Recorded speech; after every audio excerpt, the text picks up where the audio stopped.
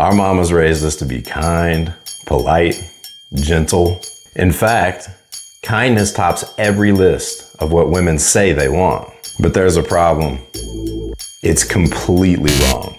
In fact, kindness doesn't even make the top 10 in scientific attraction research. And that's just the beginning of the disparities. Today we're counting down the top 10 traits that science shows women are actually drawn to. Number 10 starts right now.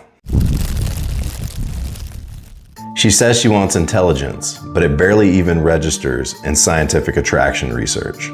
Perhaps this is because what actually draws her in isn't academic knowledge.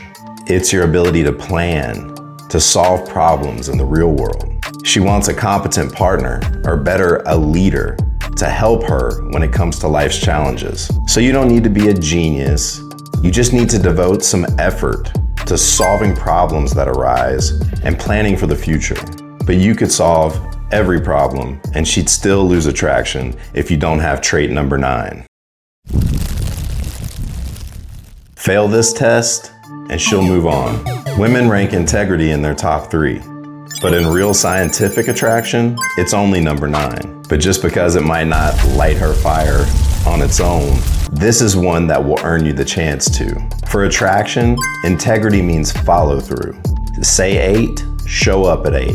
Say you'll handle it, handle it. No delay, no excuses. Once you've earned her trust, you'll want to make her laugh. But what most men get wrong is there's only one specific type of humor that turns women on. Make her laugh the wrong way and you'll get friend-zoned. Make her laugh the right way and it triggers desire. Most guys try too hard to be funny and it backfires because it's not the actual humor that attracts her. It's the confidence underneath it.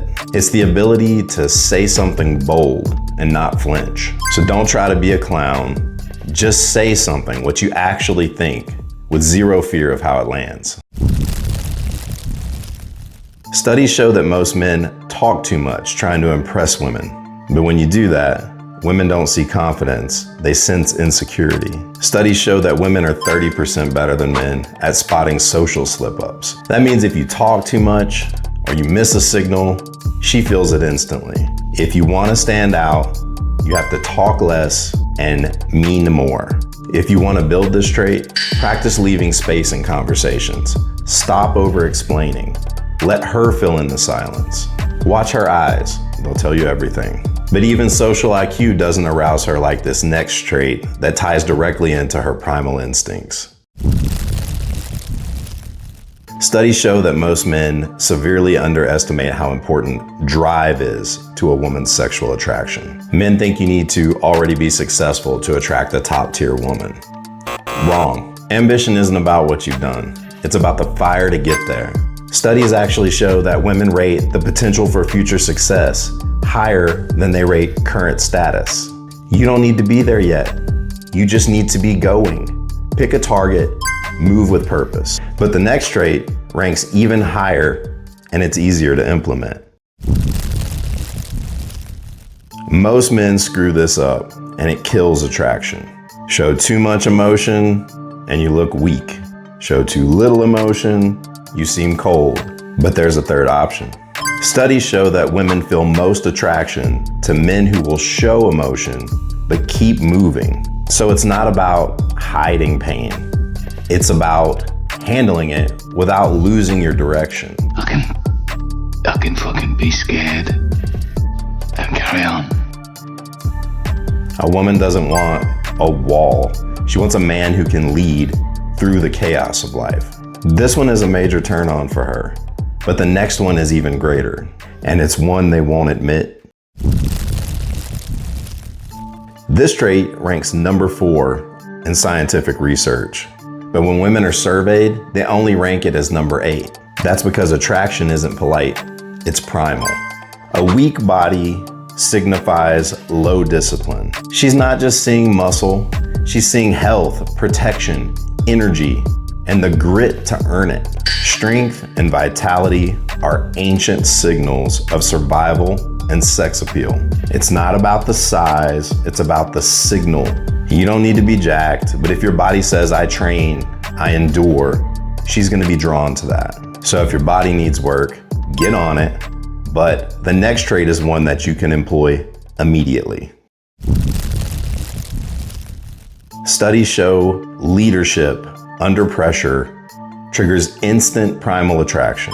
Women are drawn to men who act even when the path isn't clear. So you don't have to make perfect choices. You just have to move first and own it. In practice, just don't wait to be asked. Think, pull the trigger, and own the results. Even small decisions like picking the place to eat send the right signal, and it has tremendous arousal potential. But the next trait ranks even higher in terms of arousal, and it's one that doesn't even make her list at all. So this is the most egregious mismatch yet between what women say they want and what science shows they actually respond to. It's the second most powerful attraction trigger, and it doesn't even show up when women are surveyed. We're talking about status. Now, studies show that body language, vocal control, and how others respond to you can trigger attraction even before your career or how much money you have is known. Which one am I talking to?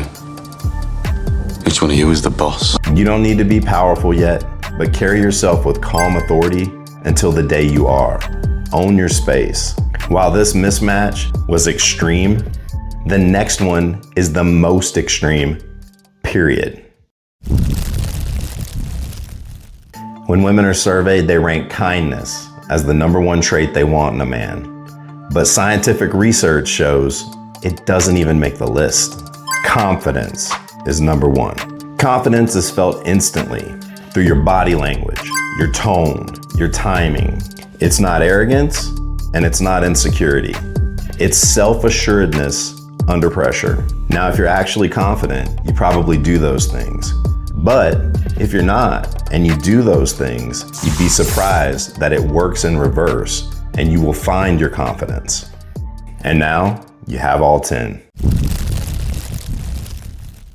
So I set out to solve this mystery for myself. I thought it would be very interesting to determine the differences between what women said they were attracted to and what science showed they were actually attracted to. What I didn't expect was to find that it was so focused on masculinity that it constituted the definition of masculinity. So much so that the list serves as a list of masculine traits that we should be striving for without regard to attracting women. So it ended up being a little bigger than I intended. If we're able to forge these 10 traits, we're forging the kind of man that the world respects and that the world needs.